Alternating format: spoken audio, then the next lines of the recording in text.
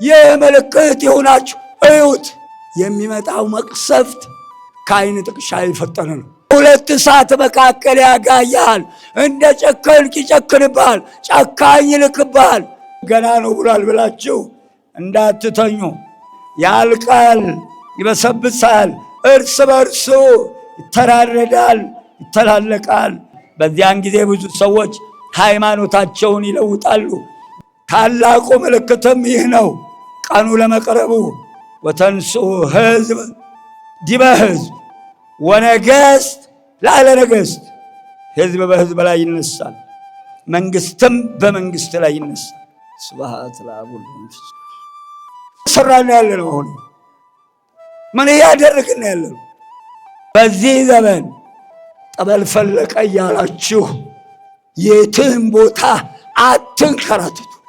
እደጃችሁ ያሉትን ካህናት ተጠቀሙ። እርሱ የጨከነ ይድናል። ወገኖቼ እግዚአብሔር የሌለ እንዳይመስላችሁ። በትንቢቱ ስለተነገረ አስቀድሞ ጨካኞች ሰዎች፣ ግፈኞች እንደሚፈጠሩ ራሱ የተናገረው ቃል እየተፈጸመ ስላለ ለምን ይሄ ሲፈጸም እግዚአብሔር ዝም አለ ብላችሁ የለም እንዴ ብላችሁ መጠራጠር ደረጃ እንዳትደርሱ። አንተም ጨካኝ ነበርክ፣ ጨካኝ አዘዘብህ። እኛ በሰራነው ኃጢአት ምክንያት የሚመጣ መቅሰፍት ከላይ የእግዚአብሔር ቁጣ። አንተም ጨካኝ ነበርክ አለ። የእናቴ ልጅ ከታች ይህን ግፍ ስትሰራ ከላይ ደግሞ ለሰራኸው ግፍ እሳት ይዘንብብሃል ነው የሚለው። ይህ የመጨረሻው ምልክት ነው አለ የኔ ጌታ። ይህ ምልክት የሆነው ብዙዎች የሚሰሩትን የሚያደርጉትን አያስተውሉም፣ አያውቁም። ከኃጢአትና ከግፍ ብዛት የተነሳ በምድር ላይ የሚሰራውን ግፍ እያየ ራሱን እያሳቀቀ እስከ መጨረሻው የሚሰራውን ግፍ አይቶ ያልካደ የጸና እርሱ ይድናል። በሽበት ያከበራችሁ በዕድሜ ያበለጸጋችሁ እናቶችና አባቶች፣ ወንድሞችና እህቶች፣ የነገው ተተኪ ሕፃናት ምስጋና ይግባው ለስም አጠራሩ በጌታችን በመድኃኒታችን በኢየሱስ ክርስቶስ ስም ሰላም እላችኋለሁ። እንደምን አደራችሁ? እንደምን ሰነበታችሁ? ልመናዬን የሰማኝ ጌታ ምስጋና ይግባው። መክፈቻዬ መዝሙር 43 ቁጥር 3 መዝሙር 43 ቁጥር 3 ነቢየ ልዑል ዳዊት እግዚአብሔር አድሏት እናቱ ሁብሊ ትባላለች። የዳዊት እናት ኢትዮጵያዊ ናት። አባቱ እሴይ ይባላል። እግዚአብሔር ሲያድል እንዲህ ያለ ልጅ ይሰጣል። በጣቶቹ በገና ደርድሮበታል፣ በክንዶቹ መሰንቆ መጥቶበታል። የእናቶቻችን ማኅፀን የልዑል እግዚአብሔር ቤተ መቅደስ ነው። የልዑል እግዚአብሔር ቤተ መንግሥት ነው።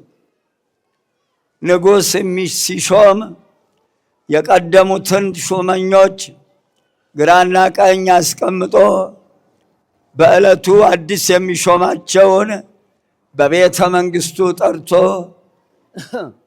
በቀደሙት ሹማምንት ፊት ነው የሚሾመው።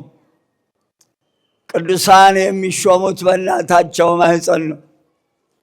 የታደሉ እናቶቻችን ቅዱሳን ተሾመውበታል። የታደለ ማኅፀናቸው ብርሃን ስሎበታል። መጥምቀ መለኮትም በእናቱ ማኅፀን ነው የተሾመው። በተለይም ነቢየ ልዑል ኤርምያስን ገና በእናትህ ማኅፀን ሳልሰራህ አውቅሃለሁ።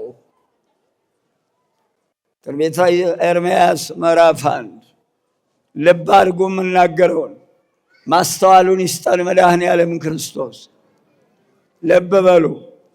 ገና በእናትህ ማህፀን ሳልሰራ አውቃለሁ። በማህፀን የሚሰራ እሱ ነው ማለት ነው። ይብላኝላችሁ ማህፀን የዘጋችሁ ሰዎች፣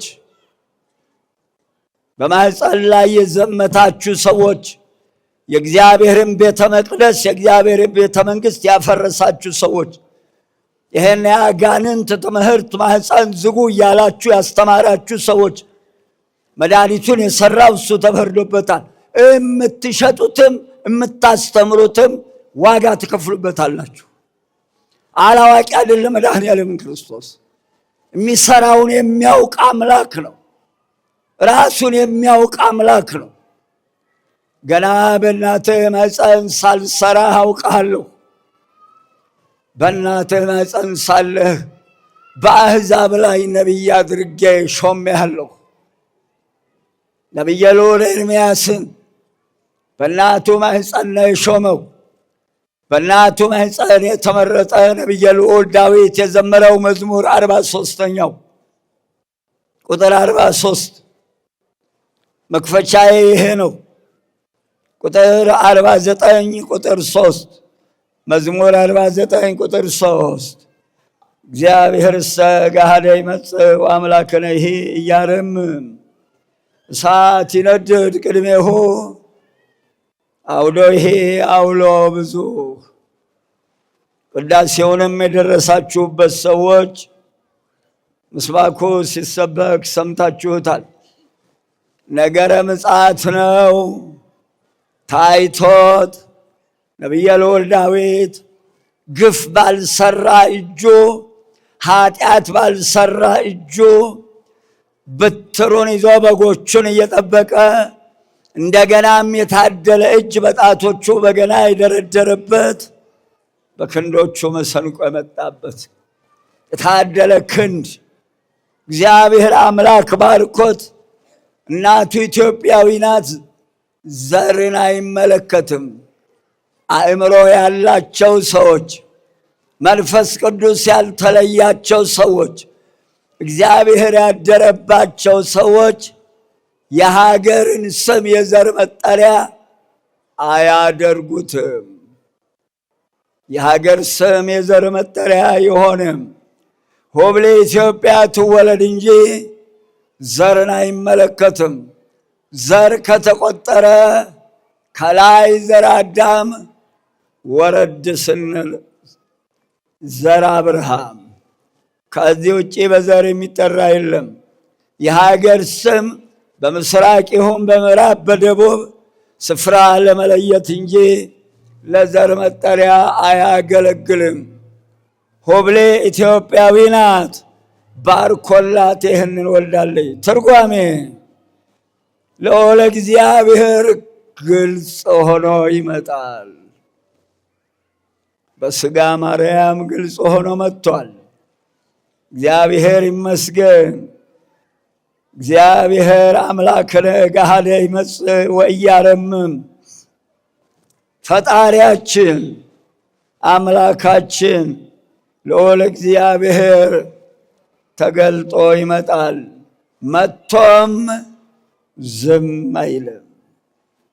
በበጎች ካህናት አድሮ ክፎች ካህናትን ይዘልፋል። ዘለፋ ካህናት ይለዋል ይህንን መዝሙር። እነሆ ክፎች ካህናት ማለት መንጋውን የእግዚአብሔርን ሕዝብ የማይጠብቁ መንጋውን የበተኑ እረኞች ክፎች ካህናት ይባላሉ። ክፎች እረኞች ይባላሉ። ይኸውም የመንጋው ባለቤት እነዚህን በጎቹን የበተኑ ክፎች እረኞች ጣዖት ሲያመልክ፣ በክፉ መንገድ ሲሄዱ፣ ግፍ ሲሰሩ እያዩ ከዚህ ክፉ መንገድ እንዲመለሱ ያላስተማሩ መንጋውን ያልጠበቁ እረኞች ክፎች ካህናት፣ ክፎች እረኞች ይባላሉ። እግዚአብሔር ይሁነን። ይህም ማለት የተሰጣቸውን አደራ ያልዘነጉ ታጥቀው መንጋውን ማለት በጎቹን የጠበቁ እረኞች፣ ምስጉን እረኞች በእነኚህ በጎቹን በጠበቁ ንጹሐን ካህናት ላይ አድሮ በጎቹን የበተኑ ክፎች እረኞችን ይዘልፋቸዋል ይላል። ክፎች ካህናትን ምን አይነት እንደሆኑ ለማወቅ ትንቢተ ሕዝቅኤል 34 ምዕራፍን አንብቡት። ዘካርያስ 11 ምዕራፍ ከ15 እስከ 16 እሳት ይነድድ ቅድሜሁ፣ እሳት በፊቱ ይቃጠላል፣ አንድም ከፊቱ እሳት ይነዳል። አውዶ ይሄ አውሎ ብዙ፣ በዙሪያው ብዙ ነፋስ አለ። አንድም በዙሪያው አውሎ ነፋስ አለ፣ አንድም በዙሪያው ጥቅል ነፋስ አለ። ይህም እነዚህን ክፎች ካህናት የሚቀስፍበት የሚያጠፋበት ፍዳና መከራ የሚሰጥበት ኃይል የባህሪ ገንዘቡ ነው ማለት ነው። አንድም መንጋውን ለማይጠብቁ እረኞች ወላ ያሃድጉ አባጋ ወዮላቸው ይላል። ይህ ትምህርት ይህ መዝሙር ካህናቱንም ነገሥታቱንም ይመለከታል። መንጋውን ላልጠበቁ እረኞች ወዮላቸው። አስተውሉ። ወፈለገ እሳት ይወዝ ቅድሜሁ፣ እነሆ የእሳትን ፈሳሽ ከፊቱ ይፈልቃል። አንድም የእሳት ፈሳሽ ከፊቱ ይወጣ ነበር፣ አንድም በፊቱ የእሳት ፈሳሽ ይፈሳል ሲል መቅሰፍተ ኃጥአን ከእግዚአብሔር ዘንድ መውለዱን መውጣቱን በኃጥአን ላይ መናገር ነው። አንድም እንደሚገባ ሆነው ለሚያገለግሉት ንጹሐን ካህናት ሀብተ መንፈስ ቅዱስ የሚሰጥ መሆኑን ሲናገር ፈለገ እሳት ይውህዝ ቅድሜሁ ብሎ ተናግሮታል። ነቢየ ልዑል ዳዊት አእላፍ አእላፋት የተላክዎ እልፍ አእላፋት ቅዱሳን መላእክት በፊቱ ቆመው ነበር። አንድም የብዙ ብዙ የሚሆኑ ቅዱሳን መላእክት በፊቱ ቆመው ነበር። ወተልፊት አእላፋት ይቀውሙ አውዶሙ ይቃወሙ ቅድሜሁ፣ ብዙ የብዙ የሚሆኑ መላእክት በፊቱ በዙሪያው ቆመው ነበር። ወነበረ አውደ ወከሰተ መጻሕፍተ፣ ይሄ ነው የሚጠብቀን። ፍርድም ሆነ መጻሕፍትም ተገለጡ። አንድም ጌታ በአደባባይ በክብር ዙፋኑ ተቀመጠ። አንድም ጌታችን መድኃኒታችን ኢየሱስ ክርስቶስ በምጽአት ጊዜ በአደባባይ በፍርድ ዙፋኑ ተቀመጠ። ብሉይንና ሐዲሱን ገለጠ። ብሉይና ሐዲስ መጻሕፍት እየተነበበ በመጻሕፍቱ ያለውን በመጻሕፍቱ የተጻፉትን የሰሩ ወደ መንግሥተ ሰማያት ወደ ዘላለም ሕይወት ይገባሉ። በመጻሕፍቱ የተጻፈውን ያልሰሩ ወደ ዘላለም ጉስቁልና፣ ወደ ዘላለም እሳት፣ ወደ ዘላለም ፍዳ ይሰደዳሉ። ከዚህ አውጣን። የለም እንዴ ሰው? እግዚአብሔር ከዚህ አውጣን። ስብሐት ለአብ ወወልድ ወመንፈስ ቅዱስ። አንድም ጌታችን በምጽአት ዕለት ምግባረ ሰናይንና ምግባረ ጻድቃንን መረመረ፣ ለሁሉም እንደየስራቸው ዋጋውን ከፈለ። ለአብ ለወልድ ለመንፈስ ቅዱስ ምስጋና ይሁን። ዳዊት ከዚህ ይቆየን። ርዕሳችን የተመቻቸ ቀን ነው፣ ደብረ ዘይት ይላል። ከዛ በፊት ወደ ርዕሱ ከመግባቴ በፊት ማሳሰቢያ አለኝ። የእናቴ ልጅ የመጀመሪያው ማሳሰቢያዬ ባዶ እጃችሁን አትምጡ። እነዚህን ነገሮች ይዛችሁ ትመጣላችሁ። አስራቱን፣ በኩራቱን፣ ቀዳሚያቱን፣ ስለቱን፣ ምጽዋቱን ከአምስቱ አንዱ ከእጃችሁ አይቀርም። እኔ ግን በዚህ ሰዓት ባዶ እጃችሁን አትምጡ ምለው ውሃ ሊቀዳ የሚሄድ ሰው እንስራውንም መቅጃውንም ይዞ ነው የሚሄደው። ይህ ታላቅ ነገር ነው። ይህቺ ቤተ መቅደስ የሕይወት ምንጭ የሚፈልቅባት ናት። የሕይወት ትምህርት የሚዘንብባት ናት። ማስታወሻችሁን ይዛችሁ ነው እምትቀዱትንም አትተማመኑት። ጥሩ ነገር በዚህ በየኮምፒውተሩ ያስቀመጣችሁ ቶሎ እያወጣችሁ በወረቀታችሁ አስቀምጡት። ቆለፍለፍ ያደርገዋል ሁሉንም፣ ቶሎ አውጡ።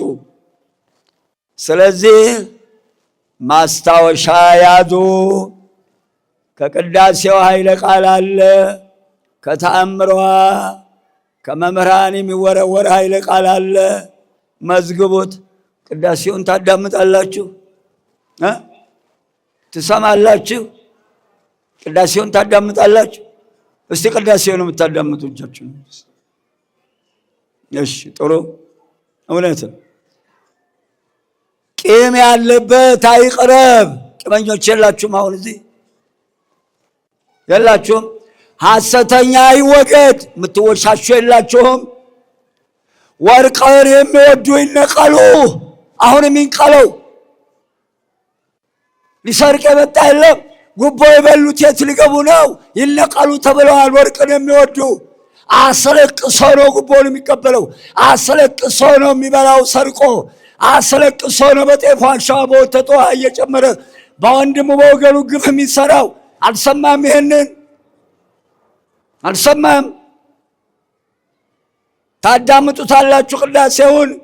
ወርቁን የሚወዱ ይነቀሉ እያለ ታውጃለች። ይብላኝላችሁ ሌቦች፣ ዘራፊዎች፣ ጉቦ የበላችሁ በጤፍ ዋሻ በወተት ውሃ የጨመራችሁ እርጥብ በርበሬ የምትሸጡ በመርካቶ ዘይት የምታታልሉ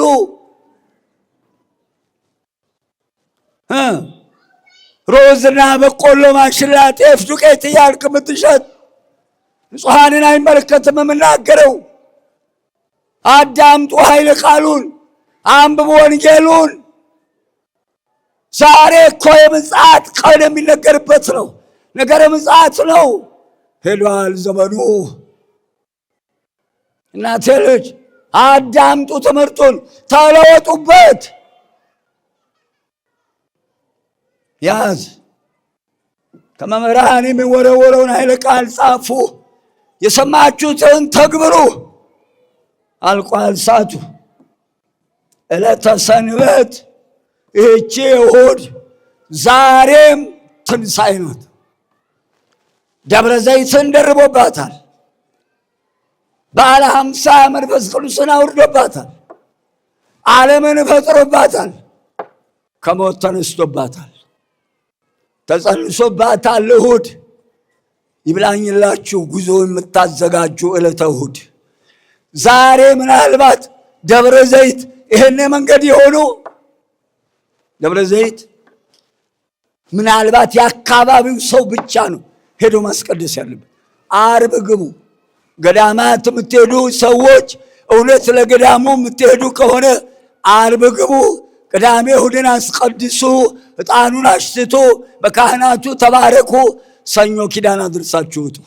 እሁድ ጉዞ ይቅርባችሁ፣ ከቤታችሁ አትውጡ። ትንሣኤ ናት። ጻድቃንና ኃጥአን የሚለዩባት ዓለም የሚያልፍባት ዕለተ እሁድ ናት። ራቁታችሁን እንዳትቀሩ። ቀጥሎ እናቴ ልጅ በዕለተ ሰንበት መንገድ እየዘጉ የሚጫወቱ ልጆቻችሁ ነፍስ የላቸውም።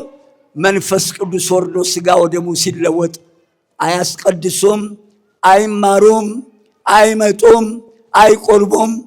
ዕለተ ሰንበት ኳስ መንገድ እየዘጉ የሚጫወቱ ልጆቻችሁን የሚሮጡ ልጆቻችሁን ሰብስቡ። እዚች ቤተ ክርስቲያን የሚንቀሳቀስ ሕፃን እንዳይኖር ልጆቻችሁን ይዛችሁ ቁጭ በሉ። ግቢዋን ከገቡበት ጀምሮ ሩጫ የለም።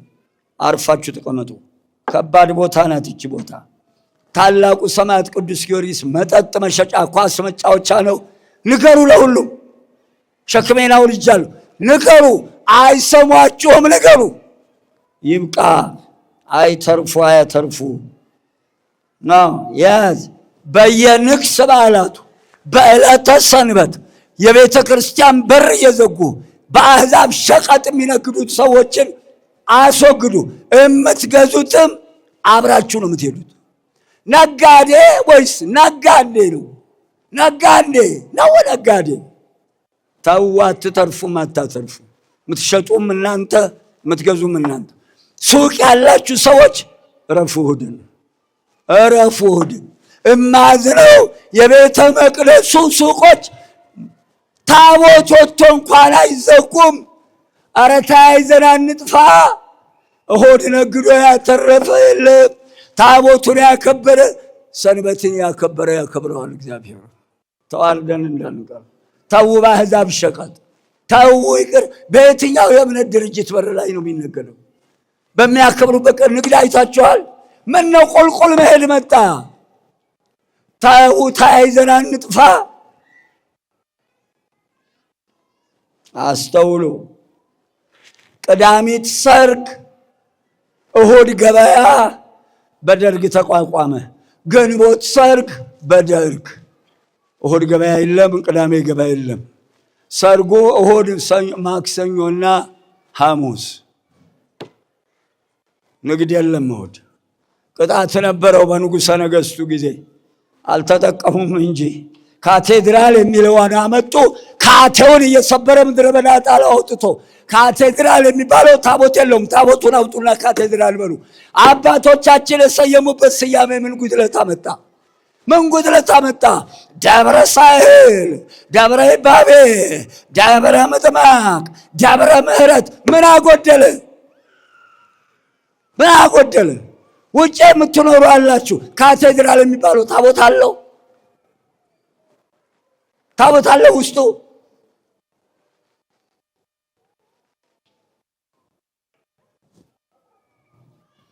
ስያሜዋን አታበላሹ።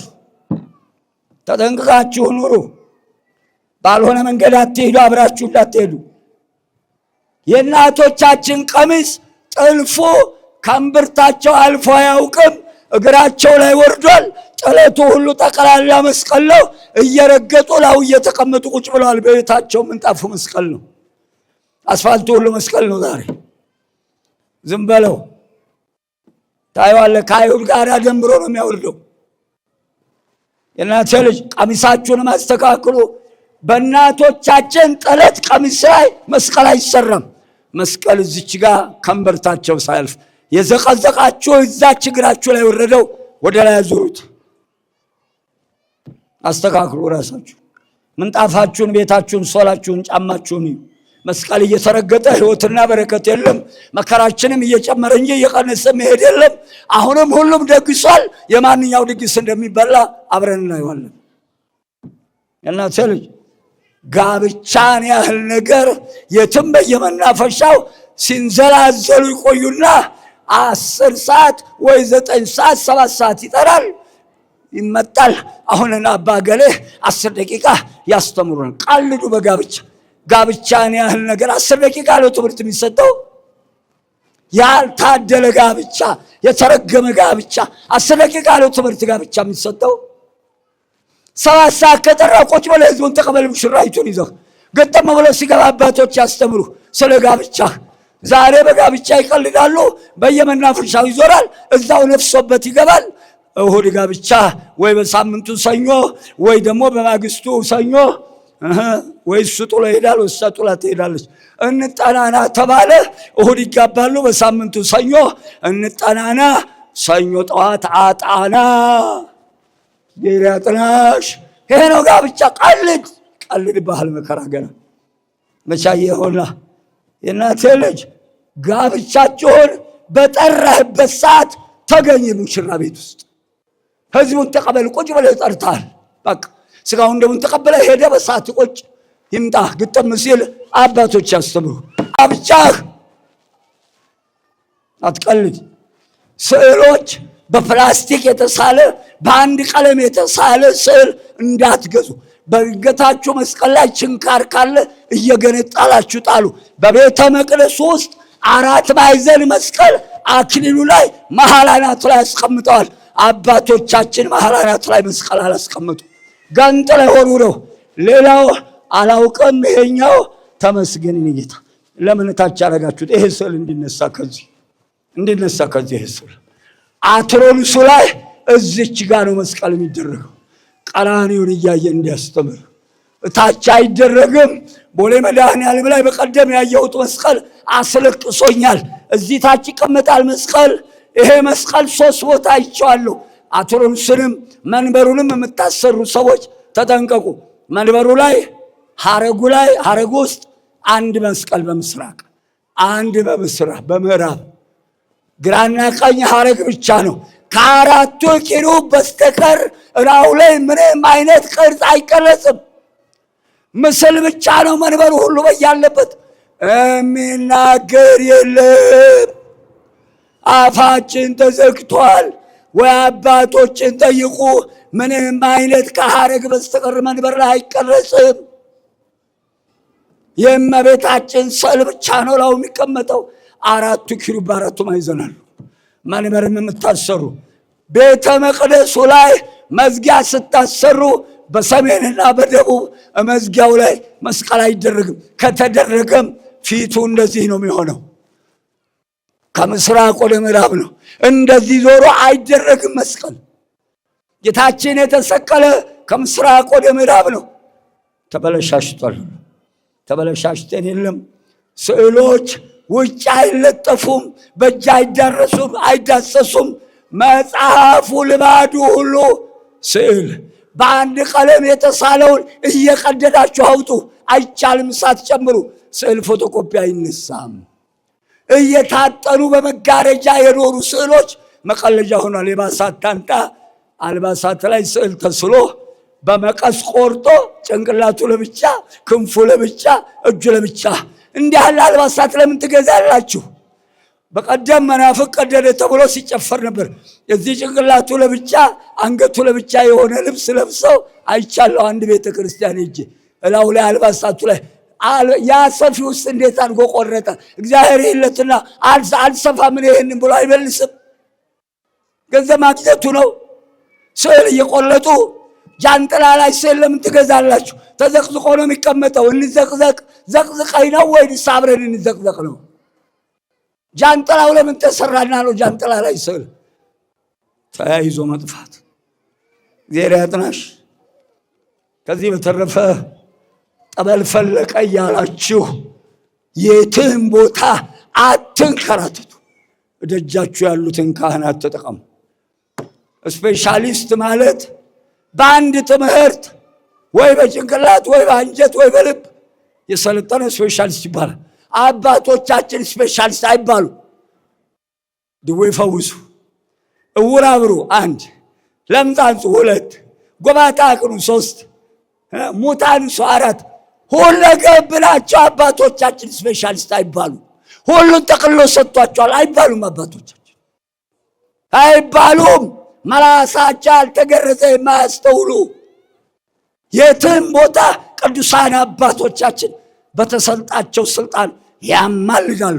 መሃኖችም ይወልዳሉ፣ እውሮችም ይበራሉ፣ በሽታ ሁሉ ይድናል። ተጠንቀቁ። ገና እሳት ከሰማይ የሚወርድ ይመጣል። ትምህርቱ ላይ እናየዋለን። ይበቃኛል። የአባቶቻችን አምላክ ይርዳን። ገፋ ገፋ አረገዋለሁ። ደብረ ዘይት የምንቆይበት ርዕስ ደብረ ዘይት ማቴዎስ 24 ከቁጥር 1 እስከ 36 አለፍ ብዬ ነው የማየው ኃይለ ቃሉን ብቻ። ማርቆስ 13ን ሉቃስ 20ን አንብቡት። ደብረ ዘይት ማለት ምን ማለት? ደብረ ዘይት ማለት ወይራ የሸፈነው ተራራ ነው። ከወይራ ዘይት ይወጣል። ቅባ ቅዱስ ይባላል። ቅባ ቅዱሱ በሕገ ኦሪቱ የነበሩ ካህናት ጸልየው ድውያን ፈውሰውበታል። ቅባ ሜሮንን መድኃኒታችን ኢየሱስ ክርስቶስ በግብፅ በረሃ ላብ አልቦት ላቡ በተጨመቀበት በለሳን እንደገና የቅዱስ ዮሴፍን ብትር ሰብሮ በናዝሬት ተክሎ ግብፅ የበቀለውም ናዝሬት የበቀለውም በለሳን አንድ አይነት ነው። የኦሪቱን ዘይት በቅባ ሜሮን ለውጦታል። ኃይሉ በእጁ የተከለውና ወዙ የፈሰሰበት ስለሚበልጥ ህመምተኞችን በሜሮን ማጥመቅና ሜሮን ነው የሚቀባው። ቅባ ቅዱስ ለህመምተኞች ሁለት ነገር ላይ እንጠቀማለን። ቀንዲል 7 ኤጲስቆጶሳት ወይ 7 ካህናት። ጸሎቱም ረጅም ነው። ቄደር ሃይማኖቱን ለውጦ ከሌላ ከአሕዛብ ሄዶ የተመለሰ የአሳማ ስጋ የበላ በየቡና ቤቱ የተልከሰከሰ ጾም የገደፈ ይነከርበት። ቅባ ቅዱስ ወይራ ስለሚበቅልበት ደብረ ዘይት ተብሏል። እሱም ከባህር ወለል በላይ 75 ሜትር ከፍ ይላል። ነቢየ ልዑል ዳዊት በዚህ በደብረ ዘይት ልጁ አቤሴሎም ባሳደደው ጊዜ ምሕረትን ለመሻት ጸልዮበታል። ነቢየ ልዑል ሕዝቅኤል ስብሐተ እግዚአብሔር እንደሚደረስበት ይህ የዛሬው ዕለት እንደሚፈጸምበት ታይቶት ተናግሮታል። ትንቢት ጌታችን መድኃኒታችን ኢየሱስ ክርስቶስ ሲያስተምር እነሆ ሲንገላታ ውሎ ውሃ ጠማህ ና እንጀራ ብላ ና ግባ የሚለው የለም። እሱ ትምህርቱን ሲጨርስ ሁሉም ብትን። ዛሬም እኛ ስንጨርስ እኮ ዞር ብሎ የሚያሄን የለም። የት ትገባለህ ወዴት የሚለው ብትን። ያ ብትን ጥለው ሲሄዱ ደብረ ዘይት ተራራ ሲጸልይ ያድርበት ነበረ የኛ ጌታ መድኃኔዓለም። በሆሳዕና ዕለት በደብረ ዘይት አልፎበታል። መድኃኒታችን ኢየሱስ ክርስቶስ እንደገና በዕርገት ዕለት ደብረ ዘይት ተራራ ወስዷቸው አርጎበታል። የሌላ ምስጢር አልገባም። ከዚያ ቀጥሎ በዛሬው ዕለት ለነገረ ምጽአቱን ለንጹሐን አባቶቻችን ብጥር አድርጎ አንጥሮ እቅጩን ነግሯቸዋል። ወፂኦ ጊዜ ኢየሱስ እምቤተ መቅደስ ሆረ ወቀርቦ አርዳኢ ሆራ ይሆን ከህንጻሁ ለቤተ መቅደስ። ጌታችን መድኃኒታችን ኢየሱስ ክርስቶስ እነሆ የእናቴ ልጅ ወደ ቤተ መቅደስ ወጥቶ ሄደ። ደቀ መዛሙርቱም ወደ መድኃኒታችን ኢየሱስ ክርስቶስ ቀርበው የቤተ መቅደሱን ነገር አሳዩት። ጠዋት ነበረ ጊዜው። ፀሐይ ወጥቶበት ቤተ መቅደሱ ሲያሸበርቅ አይተው እንዴት እንደሚያምር አየኸው አሉት። መድኃኒታችን ኢየሱስ ክርስቶስም እንዲህ አላቸው፣ ንጹሐን ሐዋርያትን እነሆ በዚህ ዕለት ንጹሐን አባቶቻችንን አንደኛ የቤተ መቅደስን መፍረስ፣ ነገረ ምጽአቱን የሐሳዌ መሲሕን ነገር አንተርሶ አብሮ ይነግራቸው ዘንድ ወሰነ። ወአብሳ ጊዜ ኢየሱስ መድኃኒታችን ኢየሱስ ክርስቶስም እነሆ ሲያንጸባርቅ አይተው እነሆ አሳይተውት እንዴት ይፈርሳል አላቸው። ይህም እንዲህ የሚያንጸባርቀው እንዲህ የሚያምረው ህንፃ ይፈርሳል አላቸው። እንዴት ይፈርሳል ትላለህ አሉት። ወይቤሎሙ ትሬኑ ዘንተ ኩሎ አማን እብለክሙ ይትሐደግ ዘእብን ዲበ እብን ዘኢይትነሣእ። ይህንን ሁሉ ታያላችሁ፣ ይህ ያስደንቃችኋል? የማይፈርስ ሆኖ ድንጋይ በድንጋይ ላይ አይቀርም ብዬ መፍረሱን በእውነት መፍረሱ እንደማይቀር እነግራችኋለሁ። ይህንን ያላቸውን ቃል ጥጦስ ኢየሩሳሌምን በወረረ ጊዜ አንድ ወታደር ድንጋይ ፈንቀል ሲያደርግ ደስ ሙሉ ወርቅ ቢያገኝ የጥጦስ ሰራዊት እንዳለ ወርቅ አገኛለሁ ብሎ ይፈርሳል ያለውን ቤተ መቅደስ በአንድ ደቂቃ ውስጥ ፍርስርሱን አውጥተውታል። አማን ብልክሙ እውነት እላችኋለሁ ሕንፃ እግዚአብሔር ሰው ይፈርሳል አላቸው። እናንተ የገረማችሁ የደነቃችሁ እንዲህ አንጸባረቀው በፀሐይ ሰው ሰራሹ ይፈርሳል ስላችሁ ደንቋችኋል። እንደውም ሕንፃ እግዚአብሔር ሰው ይፈርሳል፣ ይሄ ደንቃችኋል አላቸው። ይፈርሳል ሕንፃ እግዚአብሔር ሰው ያልቃል፣ ይበሰብሳል፣ እርስ በርሱ ይተራረዳል፣ ይተላለቃል። ወንዛ የነበረ ጊዜ ነው ውስተ ደብረ ዘይት ቀረቡ ሀቤሁ አርዳይሁ። መድኃኒታችን ኢየሱስ ክርስቶስ በደብረ ዘይት ተቀምጦ ሳለ ሦስቱ ባለሟሎች አራተኛ እንድርያስን ጨምረው ቅዱስ ጴጥሮስ፣ ቅዱስ ዮሐንስ ወንጌላዊ፣ ቅዱስ ያዕቆብ ንገረነ ማይዜ ከሙን ዝንቱ ወናሁ ይታደግ ለክሙ ቤትክሙ በድወ ወመንትኑ ተአምሪሁ ለምጽአትከ ወለህልፈተ ዓለም። እነሆ አራቱ ቀርበው የቤተ መቅደስ የሚፈርስበት ምን ጊዜ ይሆናል? ወመንትኑ ተአምሪሁ ለምጽአትከ ወለህልፈተ ዓለም። የምጽአትስ ህልፈተ ዓለምስ ጌታ ሆይ ንገረን፣ ምልክቱ ምንድነው ብለው ጠየቁት። እሱም እንዲህ አላቸው፣ ወአውስአ ወቤሎ ዕውቁ ኢያሱትክሙ። እኔ ክርስቶስ ነኝ እያሉ ብዙ ሰዎች በስሜ ይመጣሉ፣ ብዙዎችንም ያስታሉ። ወያሰትዎሙ ለብዙሃን፣ እነሆ ብዙዎች ሐሳውያን እኔ ክርስቶስ ነኝ እያሉ ስለሚመጡ ብዙ ሰዎች በዚህ ምክንያት ይስታሉ።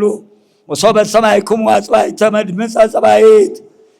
ጦርንም የጦርንም ወሬ ትሰሙ ዘንድ አላችሁ። የገዛ አካላችንም የጦር ሜዳ ከሆነ ሰንብቷል። አንድም ጦር ሲሰበስብ፣ ጋሻ ለጋሻ ሲሳጎድ፣ ጋሎ ሰልቦ ሲያገር፣ ሲፎክር፣ ሲሸልል፣ ሲያቀራራ በያለበት ብትሰሙ ብታደምጡ ዕውቆይ ትደንግጡ እንዳትደነግጡ አስተውሉ። ዘመኑ ይህ ሊሆን ግድ ነው፣ ትንቢት የተነገረበት ነውና ዘመኑን ዋጁ። ቆላስይስ 4 ኤፌሶን 5 ማስታወሻህን ያዝና አንብበው። እስመ ገብተሃለሁ ይኩን ዝኩ ኩሉ። ይህ ሊሆን ግድ ነውና ተጠበቁ። አንድም ይህ ሁሉ ፈጥኖ ይደረግ ዘንድ አለው፣ ዳሩ ግን መጨረሻው ገና ነው። ልብ በሉ። ጌታችን ይህን ቃል ከተናገረ 2018 ዓመት ሆኖታል። ይሄ ትንቢት ከተነገረ ልብ በሉ።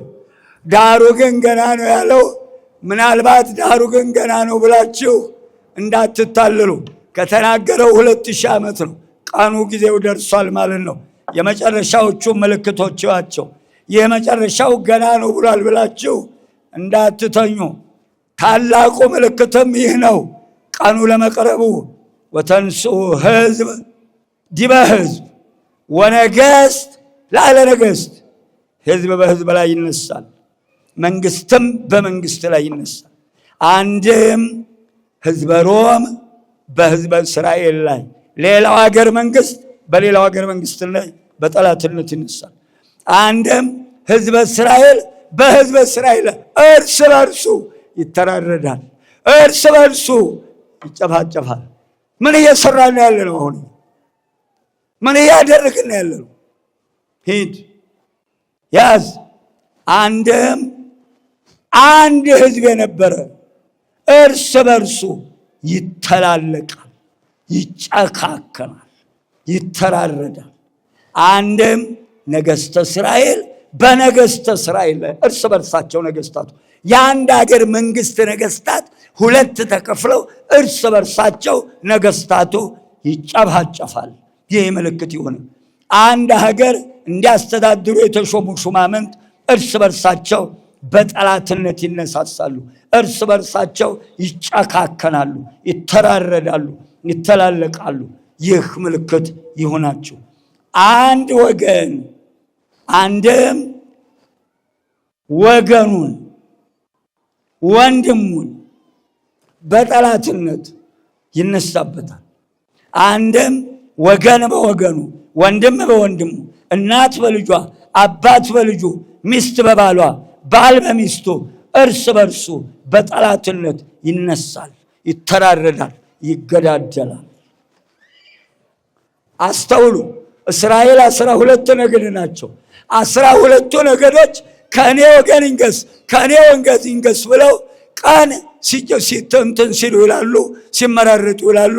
ጨለም ሲል ሾተል በጉያው ይዝና ያንን የወጋውና ይወድቃል፣ ይገላል፣ ገሎት ይሄዳል።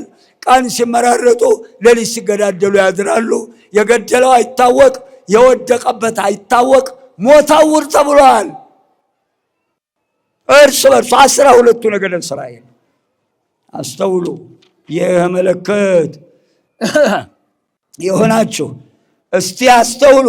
ያለንባት ዓለም ወይዘሮ ዓለሚቱ እንደ 12ቱ ነገደ እስራኤል እርስ በርሳቸው ተለያይተው ይናጎዳሉ። ጌታችንም የመጨረሻውን ዘመን ምልክቶች መናገሩ ሁላችንም እንድንጠነቀቅና የት እንዳለን ራሳችን በዘመኑ መስተዋትነት እንድናይ ያስተምረናል። ለመሆኑ መለያየትን ከማን ተማር ነው? እርስ በርሷ የምትለይ መንግስት ትጠፋለች። ቤተሰብም እርስ በርሱ ቢለያይ ያ ቤተሰብ ይፈርሳል። እነሆ እርስ በርሱ የሚለይ ከተማም ወይም ቤት አይቆምም። ማቴዎስ 12 ከ25 ቁጥር ጀምሮ ጌታችን አምላካችን በማይታበል ቃሉ እርስ በርስ መለያየት የሚያወጣውን ውድቀት ነግሮናል። ማርቆስ 3 ቁጥር 23 ጀምሮ አንብቡት። እነሆ ዛሬ የአቤልን ደም የቀመሰች መሬት እነሆ እርስ በርሱ በገዛ ራሱ የአንድ አባት የአንድ እናት ልጅ የአንድ ማህፀን የአዳምና የሔዋን ልጅ እርስ በርሱ ተለያይቶ እርስ በርሱ እየተናጎደ የአቤልን ደም የቀመሰች መሬት በደም እየታጠበች ትገኛለች። ወይዘሮ ዓለሚቱ ተጨንቃለች። የወንድማማች ደም እየጠጣች ምድር በራሷ ላይ ጭንቀትን አምጥታለች።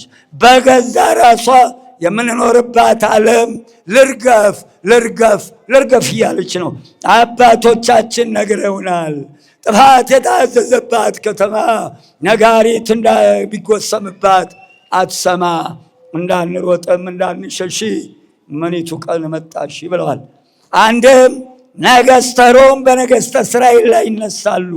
አንድ ወገን በሌላው ላይ ያለምንም ምክንያት ይነሳበታል። ወይመጽእ ረሃብ ወበድቤድ ወድልቅልቅ ውስተ ኩሉ ባሕወርት ረሃብ ቸነፈር የምድር መናወጥ በልዩ ልዩ ስፍራ ይሆናል። በየሀገሩ ረሃብ፣ በየሀገሩ ካታ፣ ቸነፈር፣ ስደት፣ በሽታ፣ ሽብር፣ እሪታ፣ ጫጫታ ይደረጋል። ይህ ሁሉ ምልክት ይሆናችሁ። ወዝንቱ ሁሉ ቀዳሚሁ ለሕማም ውእቱ። እነዚህ ሁሉ ማለት በየሀገሩ ረሃብ፣ ቸነፈር፣ ሽብር፣ ካታ፣ ጫጫታ ሁሉ ሲሆን የምጥ ጣር መጀመሪያ ናቸው። ያን ጊዜ ቅዱሳን ሰማዕታትን፣ ንጹሐንን፣ ክርስቲያኖችን ሁሉ አሳልፈው ይሰጧቸዋል፣ ይገድሏቸውም። መምህራኑም በየምኩራቡ ይገርፏቸዋል። ስለ ስሜ በያለበት የተጠላችሁ ትሆናላችሁ፣ በእኔ ስም ስላመናችሁ፣ በእኔ ስም ስላስተማራችሁ ትጠላላችሁ፣ በእኔ ስም ስለተጠራችሁ አሕዛብ ሁሉ ይጠሏችኋል፣ ያሳድዷችኋል። ወኢታእሚ ላይ አሉ ብዙኃን ሃይማኖቶሙ። በዚያን ዘመን ብዙ ሰዎች ይሰናከላሉ። በዚያን ጊዜ ብዙ ሰዎች ሃይማኖታቸውን ይለውጣሉ። ብዙዎች የሚሰሩትን የሚያደርጉትን አያስተውሉም፣ አያውቁም። በቃሉ የተነገረው ትንቢት በሰውነታቸው አይሰርጽም። የግል ፍላጎታቸውንና ስሜታቸውን ለማርካት ብልጣብልጦች በፈለሰፉት የቡድን አይነት ወይም የእምነት አይነት ውስጥ ይሰገሰጋሉ፣ እየሄዱ ይመሰጋሉ። ይህንን የተናገረውን ቃል አያስተውሉም። ብዙዎች ወደ ሌላ እምነት እየሄዱ የሚገቡት በዚህ ትንቢት ቃል መሰረት መሆኑን ልብ ይሏል። ሃይማኖት አንዲት ናት፣ ቅርንጫፍ የላትም። ሚስቶች እግዚአብሔሮች፣ መላሶች፣ ልቦች፣ ባሎች፣ አዎ የእናቴ ልጅ፣ አዎ ሚስቶች ሃይማኖቶች አይባሉም፣ አይበዙም፣ ቅርንጫፍ የላቸውም። ሁሉም አንዳንድ ናቸው። ይሄን የማያስተውሉ ሰዎች እዚያም እዚያም ሲሉ እንደወጡ ይቀራሉ።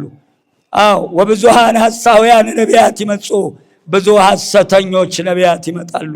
እስከ ዛሬ ያልተደረገ ድንቅ ታምራት የሚሰሩ፣ ሙት እስከ ማስነሳት የሚደርሱ፣ ድንቅ ታምራት የሚያደርጉ፣ ፍጹምነት ደረጃውን የደረሰውን እስከሚያስቱ ድረስ ታላላቅ ድንቅ ታምራት ይሰራሉ። እነሆ በእነዚህ ሰዎች ምክንያት ብዙዎች ይሰናከላሉ ይላል። አርፋችሁ ተቀመጡ። እዚህ ቦታ የፈለቀ፣ እዚህ ቦታ ይሄ ሆነ፣ እዚህ ቦታ እንዲህ ተደረገ። አዎ ያደርጋል። እዚያ አርፈ ቁጭ።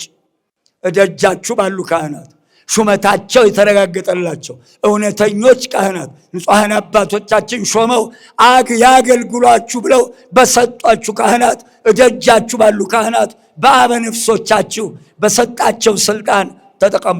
የትም ቦታ እንዳትወጡ። እግዚአብሔር ይጠብቃችሁ። በዚህ ዘመን ወዘሳ ዝለፈ ትዕግሥቶ ውእቱ ይድህን። ከአመፃ ብዛት የተነሳ ከኃጢአትና ከግፍ ብዛት የተነሳ በምድር ላይ የሚሰራውን ግፍ እያየ ራሱን እያሳቀቀ እስከ መጨረሻው የሚሰራውን ግፍ አይቶ ያልካደ የጸና እርሱ ይድናል። እርሱ የጨከነ ይድናል። ወገኖቼ እግዚአብሔር የሌለ እንዳይመስላችሁ። በትንቢቱ ስለተነገረ አስቀድሞ ጨካኞች ሰዎች፣ ግፈኞች እንደሚፈጠሩ ራሱ የተናገረው ቃል እየተፈጸመ ስላለ ለምን ይሄ ሲፈጸም እግዚአብሔር ዝም አለ ብላችሁ የለም እንዴ ብላችሁ መጠራጠር ደረጃ እንዳትደርሱ። አንተም ጨካኝ ነበርክ፣ ጨካኝ አዘዘብህ፣ እንደገና ዳቦ እሳት ነደደብህ ብለዋል።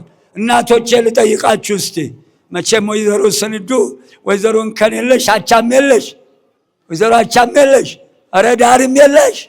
የእናቴ ልጅ የገና ዳቦ ከየትና ከየት ነው? ቶሎ በሏ። ከላይና ከታች፣ ከላይና ከታች።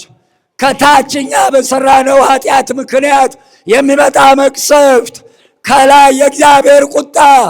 አንተም ጨካኝ ነበር ካለ የእናቴ ልጅ ከታችህን ግፍ ስትሰራ ከላይ ደግሞ ለሰራኸው ግፍ እሳት ይዘንብብሃል ነው የሚለው።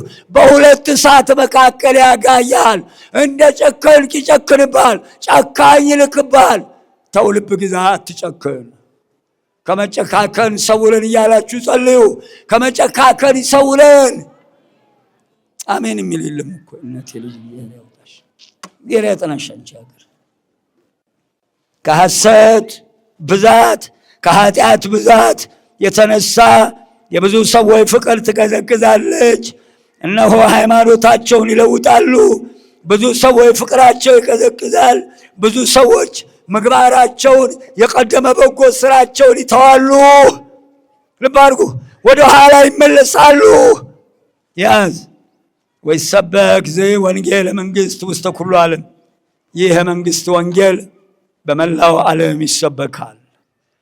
ዛሬ በሞባይሉ፣ በቴሌቪዥኑ፣ በኮምፒውተሩ የእናቴ ልጅ ይህ ሕገ ወንጌል በዓለም ላይ እስካሁን በልዩ ልዩ ቋንቋ በመተርጎም ከፍተኛውን ቦታ የያዘ መጽሐፍ ቅዱስ ነው። ዓለም ዛሬ መጽሐፍ ቅዱስን ወንጌልን አልሰማሁም ብሉይና ሐዲስን እንዳትል በኮምፒውተሩ፣ በቴሌቪዥኑ በልዩ ልዩ ቋንቋ ተተርጉሞ ወንጌል የሌለበት የለም። ወንጌላችን እናንተናም ቤት እናንተኔም ቤት ይገኛል። ዛሬ ወንጌሉ አንብቦ የሚድን እግዚአብሔር ያደለው ነው። ስለዚህ እግዚአብሔር በቋንቋም ከፍተኛ ደረጃ ቦታን ይዟል። ትውልድ ምክንያት የለውም። በሞባይሉ በኮምፒውተሩ እናንተናም ጋር እናንተኔም ጋር ገብቷል። ምክንያት የለንም።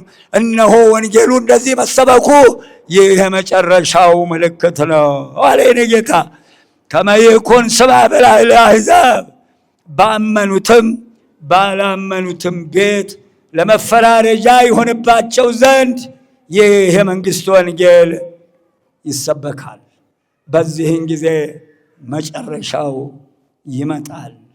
እንግዲህ በነቢየ ልዑል ዳንኤል የተባለውን የጥፋት ርኩሰት ቆሞ ስታዩ አንባቢው ያስተውል።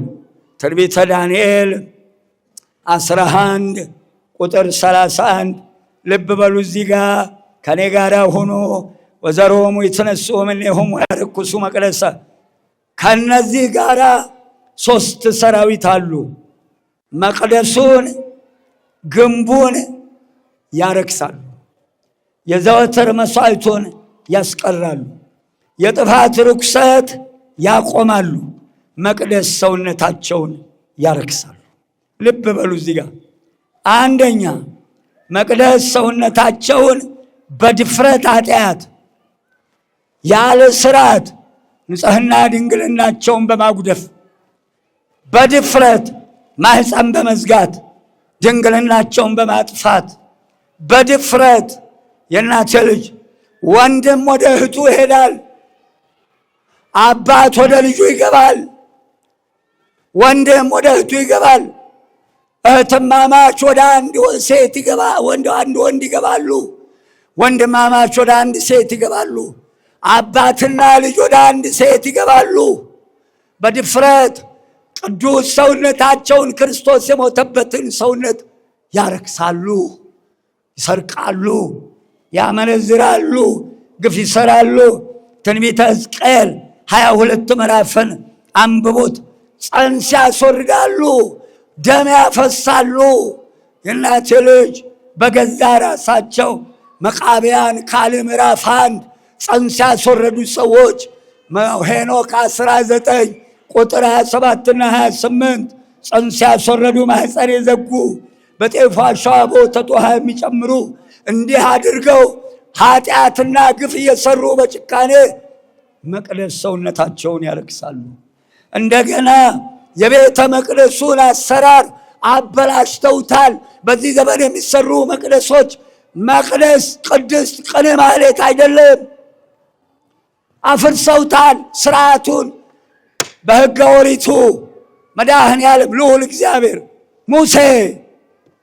ሙሴ ቃሌን ጠብቅ፣ በቃሌ ላይ ምንም እንዳትጨምር፣ ምንም እንዳትቀንስ፣ እንደማሳይህ እንደ ማደሪያው ምሳሌ አድርገህ ስራ መቅደሴን።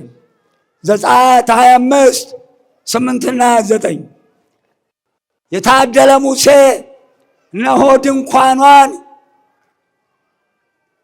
ቅድስተ ቅዱሳን መቅደስ ደብተራ ኦሪት 3 አድርጎ ሰራት። ድንኳኗን አንቲ ውእቱ ደብተራ ዘቀዳሚት አንድምታ ውዳሴ ማርያም።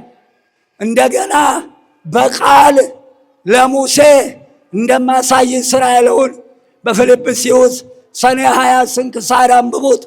እነሆ ቅዳሴ ማርያም ክፍል 3 አንብቡት። ሐዋርያትን በደመና ሰብስቦ 3 ድንጋይ አምጥቶ መቅደስ ቅድስት ቅኔ ማህሌት አድርጎ መቅደስ ህንፃ ቤተ ክርስቲያን አሰራር ስርዓተ ቤተ ክርስቲያን ሁለቱን አስተምሮ በሰሩት ቤተ መቅደስ ሐዋርያት ራሱ ቀድሶ እመቤታችንን መቅደስ አድርጎ ለ3ኛ ጊዜ ሐዋርያትን አቁርቦ አድርጓል። መቅደሱን ያረክሳሉ፣ ስርዓቱን ያፈርሳሉ አለ። ዛሬ የሚሰሩ አብያተ ክርስቲያናት ማርገፉ የለም። እንግዲህ መርገፍ ነዋ። ጤናው ረግፏል፣ ሰላሙ ረግፏል፣ በረከቱ ረግፏል፣ ፍቅሩ ረግፏል። ማርገፉ የለም። ጉልላቱ ላይ የነበረች መሶበ ወርቅ እመቤታችን አውርደዋታል። መስቀሉ ስር የነበረች የጉልላቱ መርገፍ ትርጉሙ ሌላ፣ ዙሪያውን ያለ መርገፍ ትርጉሙ ሌላ። አንድምታ ወንጌል አፍርሰውታል። አሁን ውስጥ ስርዓት ነው የቀላቸው። ቀስ እያሉ እየገቡ ነው። በአትሮኑሱ ጀምረውታል፣ በመስቀሉ ጀምረውታል፣ በስዕሉ ጀምረውታል፣ በምንጣፉ ጀምረውታል። የእናንተ ልጅ ተያይዘን እንጥፋ፣ መድኃኔዓለም ይለየን፣ በሚለየው መንገዱ ይለይ። ቀልደውበታል ቤተ መቅደሱን። የጥፋት ርኩሰት ያቆማሉ። ያዝ የጥፋት ርኩሰት ያቆማሉ።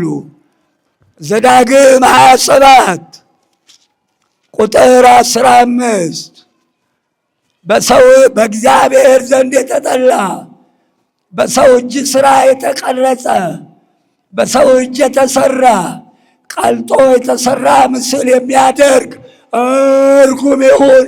ዘዳግም 27 ቁጥር 28 በጀሶ በሲሚንቶ በፕላስቲክ እየሰሩ በየቤተ ክርስቲያኑ በር ላይ ሐውልት እያቆሙ ነው። በእግዚአብሔር ቤተ መቅደስ ምንም አይነት ሐውልት አታቁም ይላል። አቁመውባታል። የጥፋት ርኩሰት ያቆማሉ። ትንቢቱ ተፈጽሟል። እያው ቦሌ መድኃኔዓለም፣ እያው ጎፋ ገብርኤል፣ እያው ጎላ ሚካኤል አቁመውበታል። በጀንቶ በሲሚንቶ ተክለው እላይ ሥላሴ ላይ ከላይ ያ ሁሉ ጣዖት ተደርድሮ ከታይ ታቦት ገብቷል። ፈረደ እግዚአብሔር። ጠቅላላ ከነቤተ ምልክናው እንዳሉ ሙሉን አውጥቶ ምድረ በዳ የጣላቸው። አልተናገሩባትም፣ ናቋት። የናቋትን አውጥቶ ጣላቸው። እችም ቤተ መቅደስ የሚያከብሯትን እንጂ የእናንተ ልጅ የማያከብሩትን ዋጋቸውን መስጠት አውጥታ መጣል ትችልባታለች። ያከበሯት ይከብራሉ። ምንድነው ያለው? ኤሊን ምንድነው ያለው? ኤሊ ስለምን ቁርባኔን ናቃችሁ? ስለምን ቤተ መቅደሴን አቃለላችሁ? አባቶቻችሁ የተቀበሩበትን መቅደሴን ለምን ናቃችሁ? የናቁኝ ይናቃሉ፣ ያከበሩኝ ይከበራሉ። ይህ አይሆንልኝም። ሁለቱ ልጆች መቅደሴን የደፈሩ በአንድ ቀን ይሞታሉ። ዓይንህን እርጅና አያፈዘውም፣ የልጅ ሐዘን ዓይንህን ያፈዘዋል። የልጅ ሐዘን ዓይንህን ያፈዘዋል። በዘመንህ ሽማግሌ አይኖርም። እነሆ ልጆች በወጣትነት ዘመናቸው ይቀሰፋሉ። ዓይንህን የሚያፈዘው የልጅ ሐዘን ነው። ለራሴ እንደ ልቤ የሆነልኝ ካህን አስነሳለሁ፣ በቀባሁት ፊት ይሄዳል። እንዲህ አይሆንልኝም። ቤተ መቅደሱን የደፈሩ ሰዎች መጨረሻ አያምርም። እንዲህ አድርገው በሶስት ነገር መቅደሴን ያረክሳሉ።